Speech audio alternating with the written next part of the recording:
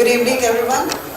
Thankfully, I think there are some coffee and tea served now, so I guess we'll have a little more boost in the energy in this overall hall that we are in. So great to be here with a set of panelists. I think it took a long time to introduce all of them because of the sheer experience that all of them have. I'm Supriya, just to kind of remind all of you, I work with Cushman and Wakefield.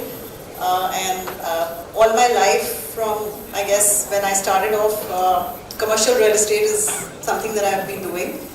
And today I'm sure I'm going to learn a lot about technology from all of you. It's a very interesting topic. I think data to action, client first approach. Now, I always believe that technology should be an enabler. I was just talking to some of my old colleagues in the hall that we should not get so overwhelmed with technology that we get immersed using it and we actually forget about our actual businesses. I think any field that you're in, I think technology should actually assist rather than be getting overwhelmed with it.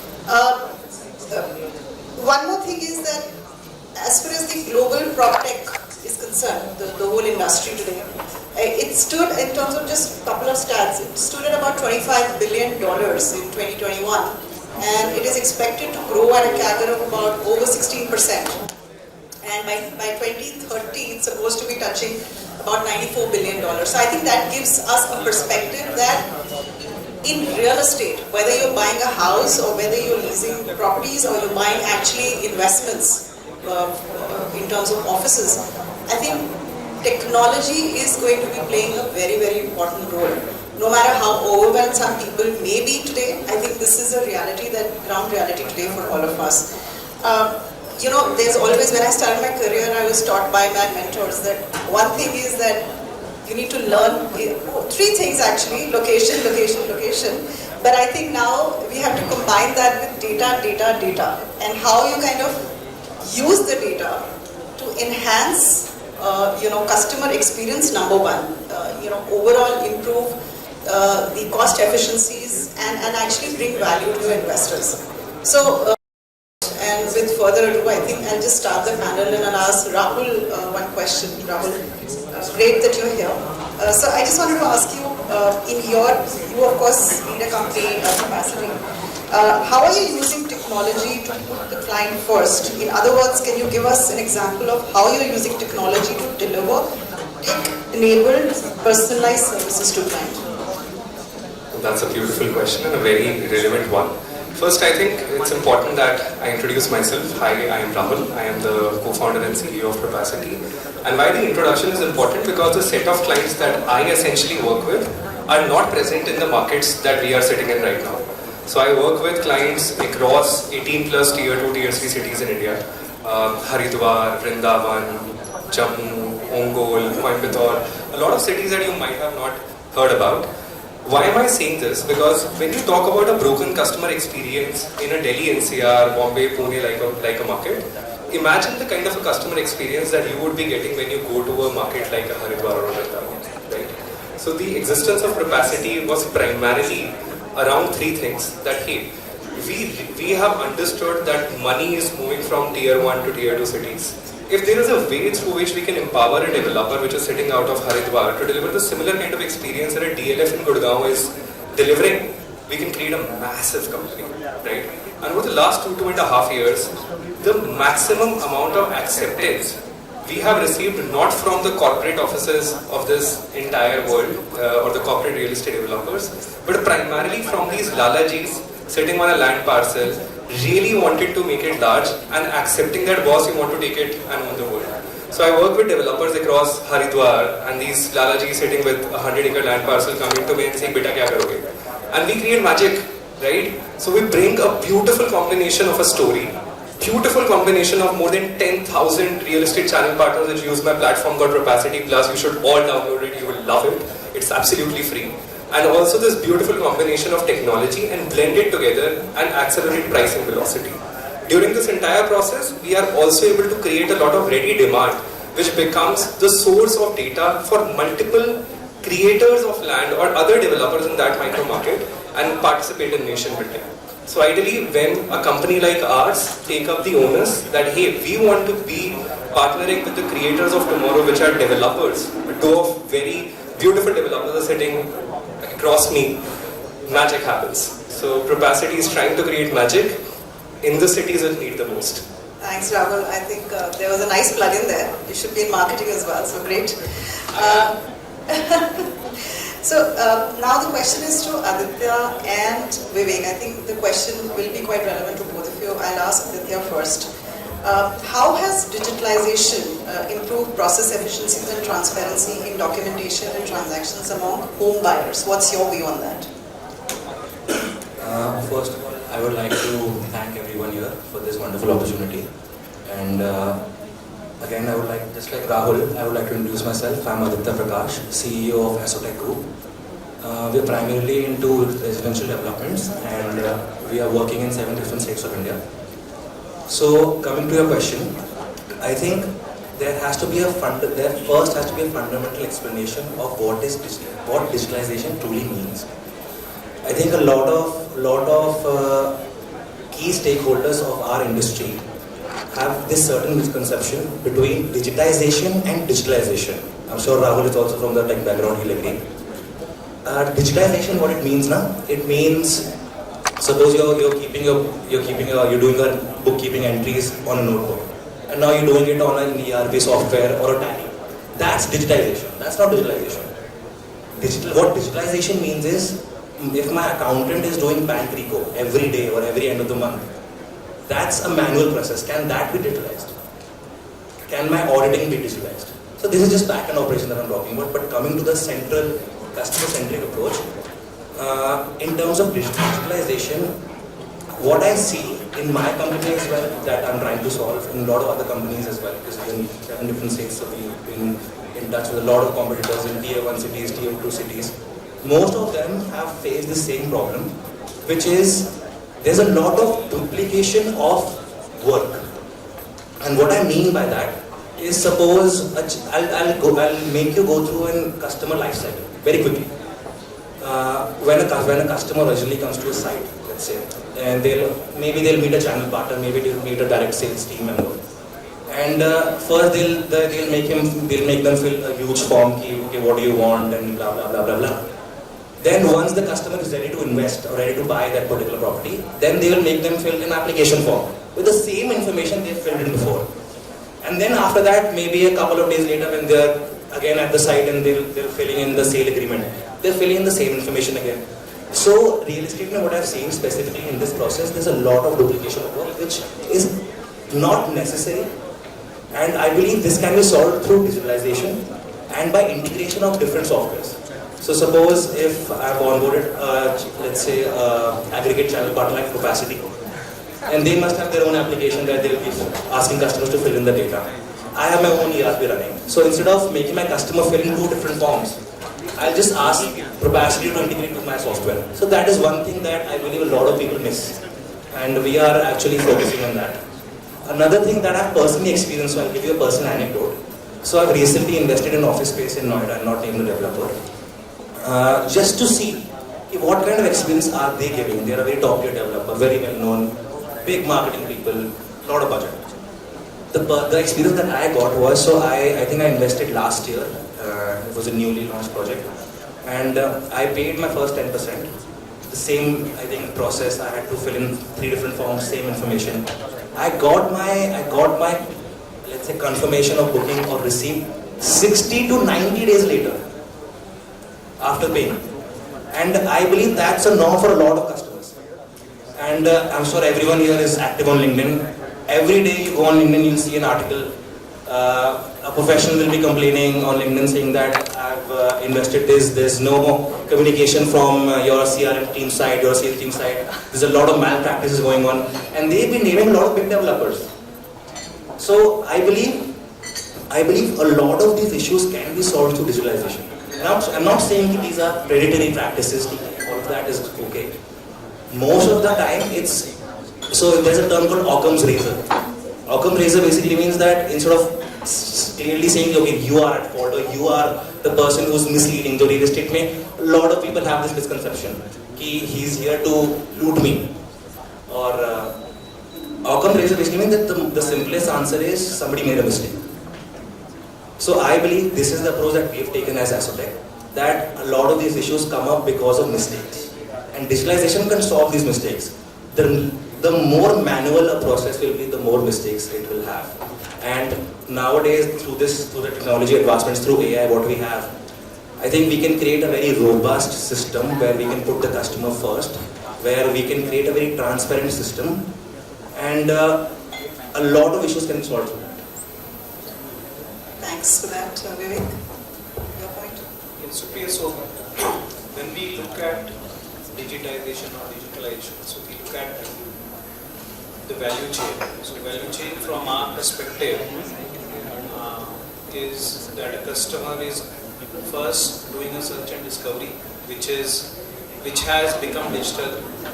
Almost like 90% of the real estate searches originate online. So our website also has a fair share of traffic on that. But once an inquiry is made on a website, then the journey of a customer is that some agent is going to call the customer, they are going to understand the requirement, they are going to meet them, they will take them to site visits, they will do comparative market evaluation, and then finally they will do the booking. So this entire process, from a lead generation to the booking, this process is not completely digital because it moves from online to offline, right? And then again from offline to online. So what we have done internally is, and we have invested like a lot of resources in making this entire process seamless, where the journey in the offline world is also reflected in the online world. So whatever is happening, so let's say a salesperson is calling the customer, right? Customer wants to know like what is my next action, right? So that is there on the app. Customer wants to schedule a site visit. Customer wants to give a feedback. Customer is not liking an agent and he wants to change the agent, right? In between we send a lot of personalized recommendations based on the customer history, what he was browsing on the website, what kind of interaction he has on the sales with the salespeople. We even do AI sales calls analysis where we actually derive like what this customer actually wants, and we do it on scale, right? We have 7,000 people doing probably 200 calls a day to customers. So we analyze all these calls and we segment customers into different buckets, and based on that we send personalized recommendations. So this entire process, and we record all calls, we do analysis on those calls, we improve the quality of those calls. So all this process where the salesperson is interacting with the customer is being aided with the help of digital to make it more efficient, more productive, and have a better customer experience. Now once the customer decides that he has shortlisted a few properties, so again we acquired a company called PropVR in 2021. So we are digitizing that experience also, so that, see, most of the people will visit the site at least once, but right now what's happening is they will again call their family, their relatives, right? Because it's a hard decision for them. So through AR and VR, we are trying to reduce those repeat site visits, right? So if you have seen the project once, at least you get a personalized link where you can analyze the property in AR, VR, and then once the booking is done, again what Aditya was saying, the process actually moves to the developer side. Rahul was saying about developer experience in tier 1 cities. I'm sorry to say, but that is not up to mark, right? That is not what it should be. As Aditya was saying, that it takes around 60 to 90 days to confirm a booking, right? Even for things like if I have done a payment to the customer, right, it takes 15 days, right? To get a mortgage, right? If you, like most of you have bought cars, right? If you walk into a car showroom to buy a car, right? You walk out of car, you get loans done instantly on the spot, right? What you are buying a 10 lakh rupees cars versus you are buying a 1 crore rupee property. Just imagine the experience that you are having at the developer side, right? You have to sit in the queue, you have to fill multiple forms, you don't know whether your loan will go through or not. So all these processes, we have been like working with developers, and companies like Propacity and other companies are also working with developers to make those processes smooth, but I think there is still a long time to go to completely digitize those processes to make the customer experience better. So I think most of our efforts from the PropTech community should go into making that post-sales purchase and even the post-buying experience handover till possession. How do we make that better? I think that is a good opportunity to solve for a lot of PropTech. Thanks, Vivek. I think a lot of our audience will actually agree to this, that probably it's the beginning of how technology is being used to enhance customer experience. I think the number one point that I am taking away is that till your customer is not getting the experience, no matter how much technology you use, it's actually not going to be useful. So technology has to be user friendly. And Dr. Vishesh, just to add a question to what we are actually discussing, how do you see PropTech being part of M2K and leading it? What do you think how the future is going to be for PropTech? I mean, how do you see technology enabling the fact that people are actually going to reduce, I'm not saying completely get that out of the way, but reduce the physical, I would say, burden that they have, either to buy a home, office, any kind of real estate that they're looking at. So what's your view on that?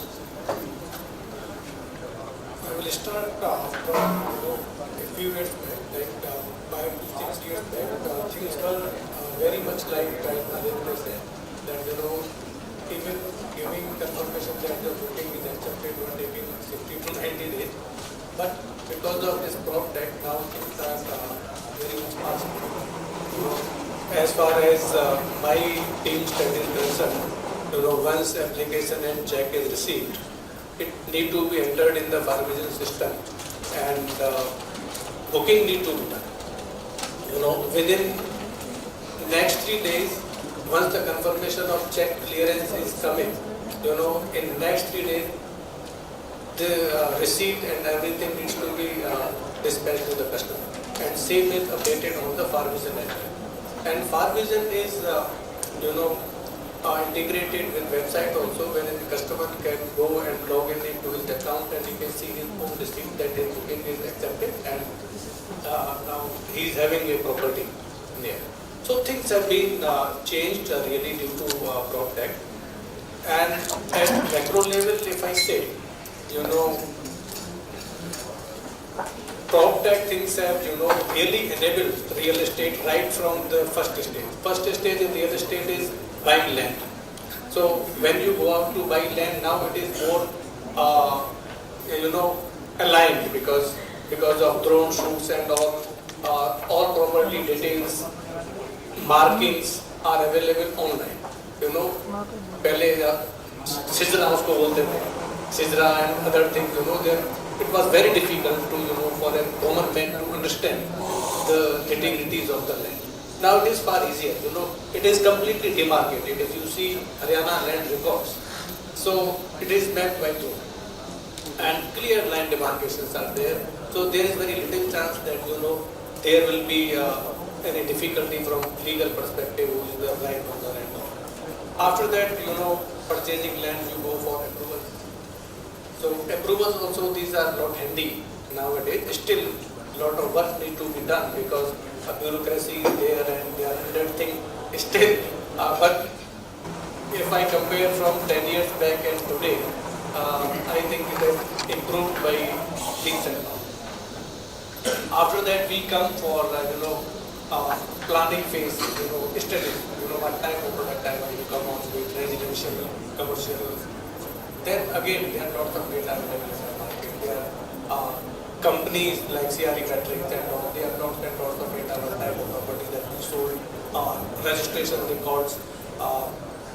In fact, they have all commercial lease records also available on their website. If you purchase their subscription, They will give you entire details in last 1 year, how many sale transactions have been done, how many lease transactions have been done, on what rate. Even they are providing you the copy of the ATS, soft copy of the ATS. So you get all the relevant data for planning purpose. Now you actually know if I am coming with a new commercial in this block, so what type of rent I can expect. So this is again at planning stage you get lots of input from this. Once you conceive a product, then you go to market, then you need to say that what type of product it will be. Then again lots of reports available in the market. Again on Magic Bridge 99 acres, you can see what is the price in different micro markets, what type of customers are there, and what we can expect in the next 3 to 6 months when we are actually going to the market. Then pre-sales comes. So once you decide on the product and pre-sales, again there are lots of digitization. There was a time when newspapers were so thick, every builder was giving lots and lots of advertisements. Still, many ads are there, but it is for branding purpose only. There is 1 or 2 ads for branding purpose. Otherwise, for lead generation, primarily 70 to 80% budget is dedicated on digital. Promotions on Meta, promotions on Google, Times of India, other 100 websites. So as far as leads are concerned, their lead generation is again online. So once you are getting leads, it is coming to your team, then again there is system. PropTech comes into place. You need to record all the leads. You can record what conversation is going on between my sales people and the customer. You can see, you can listen, and you can take corrections if needed. Then we have all the data in place. You want to do WhatsApp, you want to do email, anything. So the process has become very easy. Then entire customer journey.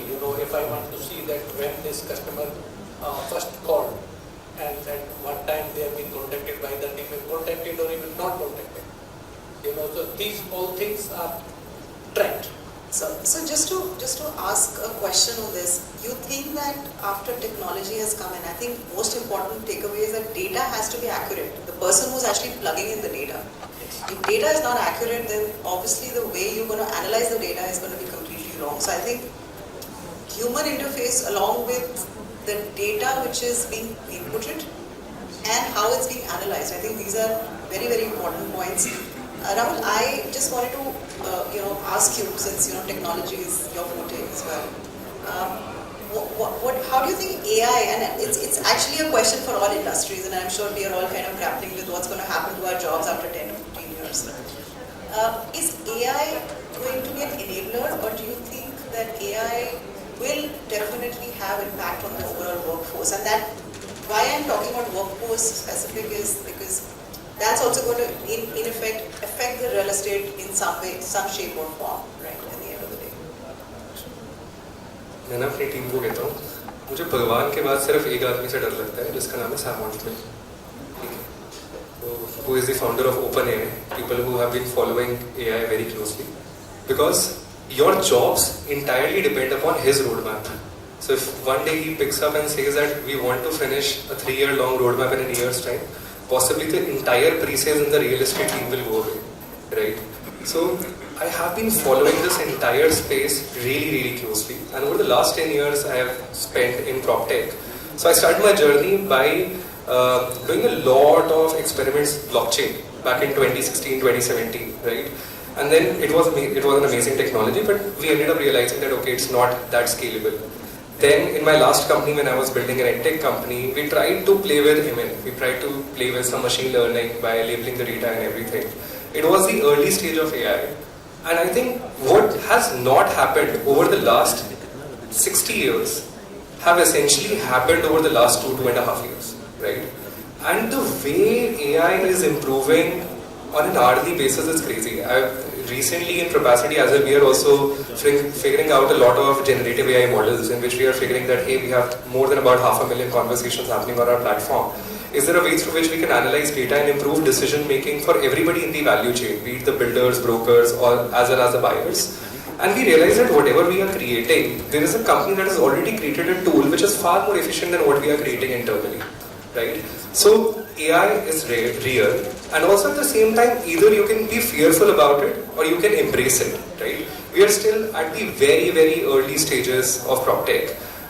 And understand, real estate, if you really want to make a massive dent in it, so there's this one gentleman who is sitting right with me. I think 3.5 years back when I started Propacity, one of my co-founders called up Vivek and said कि यार कुछ guide कर दो, हम कुछ real estate में करना चाहते हैं. And I think even he would not remember. He said, देखो real estate timing का खेल नहीं है, time का game है, ठीक है? So if you are entering into the industry, get your personal finances sorted. And that day I was like, यार ये कौन करता है यार? He's a co-founder of such a large company. He's demotivating young chaps. And then 2 years later we realized he was right. So why am I saying this in context with AI? Because time का game है, लेकिन you have to be on the top of it. Because unless and until you are not on the top of what is happening in this entire industry, you will be beaten by Sam Altman just by he launching one feature that will get plugged into a CRM like Propacity, and a lot of things are gone. Like you would soon see us creating models that can create amazing predictive analysis for developers to what to build in terms of supply.